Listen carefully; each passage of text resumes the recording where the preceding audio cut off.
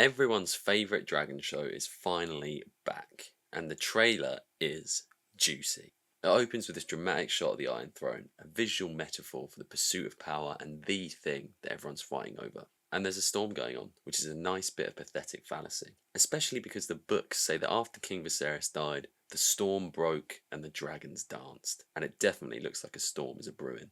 I've also done some hair analysis, and I think this is Daemon having an emotional moment in the throne room, which we'll come back to in a bit, so remember that. The next shot is of Jaehaerys Targaryen, Rhaenyra's son, hanging out on the wall with Cregan Stark. And you know it's Cregan Stark because he's carrying Ice, the massive Valyrian steel longsword that happens to be the ancestral blade of House Stark. It's the same sword that Ned swings around in Game of Thrones, and that Tywin melts down to make swords for Jaime and Joffrey. So that's cool. We see Alicent going for a wander, and I don't know about you, but this all looks quite hazy. It doesn't really make sense for Alicent to be wandering around out in the open. Besides the fact that we only ever really see her in King's Landing, there's a lot of dragon-based warfare going on, and she's pretty exposed here. She could get plucked up at any moment by a fiery pterodactyl. So I'm wondering if this is a dream? In the Greens trailer, we get another shot that looks vaguely dreamy. So we might be getting some nice dream sequences in Season 2, which would be an interesting way to explore what's going on in Alicent's mind as she wages this war against her ex-BFFL.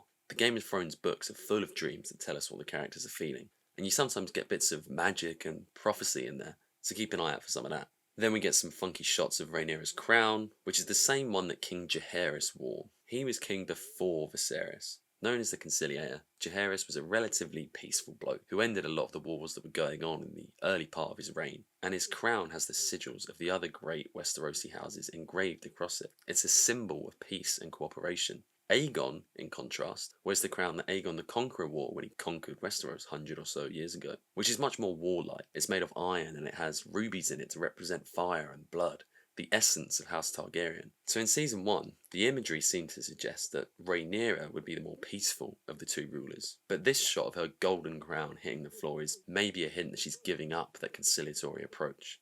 And after the death of her son Luke, it looks like we might be in for a more violent, vengeful Rhaenyra.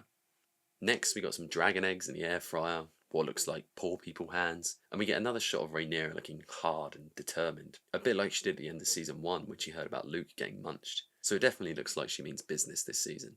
These guys are interesting. This is Leon Estamon, whose banner is a cute green turtle, and Martin Rain, one of the Rains of Castamere who get genocided by Tywin in a few hundred years' time. And they're not actually in the book, so it'll be interesting to see what they get up to.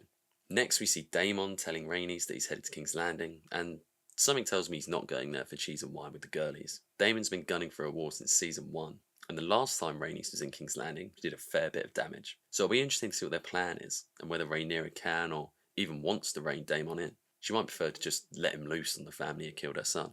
We'll have to see.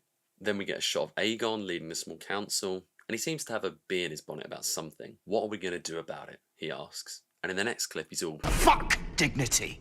I want revenge." So what's he upset about?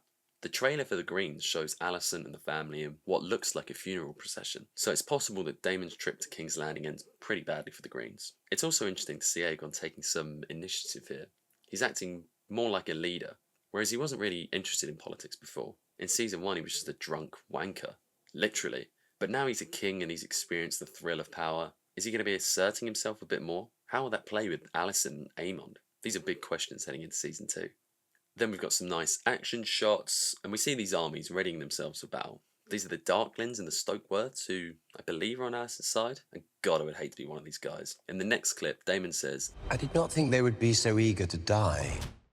Which is a good point, because this is a full-out nuclear confrontation we're dealing with. It's mutually assured dragons taken to its logical extreme, and guys with swords tend not to do very well against fire-breathing dinosaurs that could also fly. So I'm not holding out much hope for these guys. We see some Velaryon ships, Corlys reaffirms his allegiance to Rhaenyra, and we see Daemon crawling around Caraxes, his noodle-necked dragon, saying that the realm needs a strong leader who can unite it, which sets up for some tension between him and Rhaenyra, because, a bit like Aemond, Daemon has always had his eyes on the throne.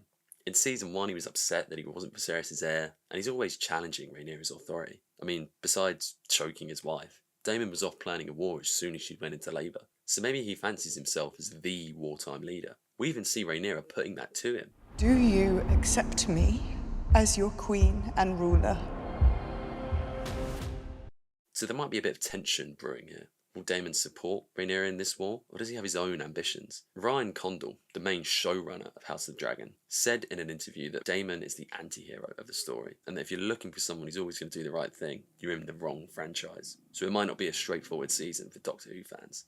Then we see Aegon armoured up and riding around on his dragon Sunfire. We didn't really get to see his dragon in season 1, but he's meant to be a real handsome chap, a slender golden sword, so keep an eye out for that. And it's going to be interesting to see who does the fighting this season. As mentioned, this is a mutually assured dragon situation, but the dragons usually have to be piloted by Targaryens, or at least people with Targaryen blood, who tend to be important royal people. The teaser trailer even made it look like Rhaenyra was having some kind of dragon battle with Aemond and Vhagar, which might just be some deceptive editing. But it's kind of weird to see both claimants to the throne risking themselves on the front lines like this. Maybe it's a bit of political theatre to win people's affections, or maybe Aegon and Rhaenyra are just emotional and angry. They might just be looking to relieve some stress by napalming some suckers, a bit like a rage room for incest babies with fire magic. Whatever it is, Alicent seems to be struggling. She calls it a senseless war, and says that she wants to win, but not like this. So it looks like she might have a problem with her side's tactics, that are presumably being led by Otto, Aemond and Aegon, who aren't the most restrained, should we say. I mean, I can't imagine the bloke who sells his kids into fighting pits being particularly measured in a war. So maybe she's shocked at the violence that's unfolding. Maybe she feels guilty. It was her that put Aegon on the throne. Either way, it seems like the family's getting out of her control. Aemond said she's a fool because she still cares for Rhaenyra, and that's all a bit of a change from season 1, because Alicent was really the one calling the shots before.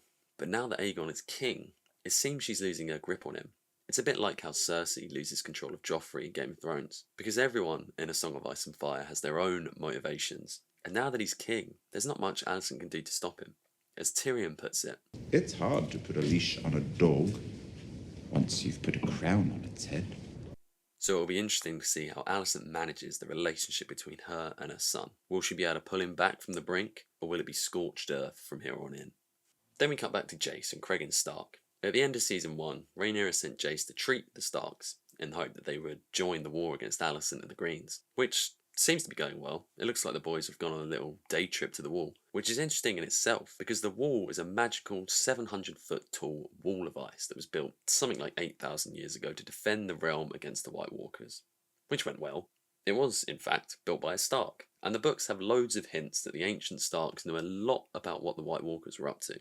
They might even have some spooky White Walker ancestry. And House of the Dragon tells us that the Targaryens also have some idea about the White Walkers. In season 1, Viserys told Rhaenyra about Aegon the Conqueror's prophecy, which is the idea that the Targaryens came to Westeros to save the world from the White Walkers. Now, that didn't happen in the show, but it is hinted at in the books. And it's interesting because when Aegon the Conqueror came to Westeros, Torrhen Stark, the king in the north, surrendered without a fight. And some fans speculate that he and the Targaryens might have made some kind of deal about the White Walkers, acknowledging their shared responsibility to stand up to this threat.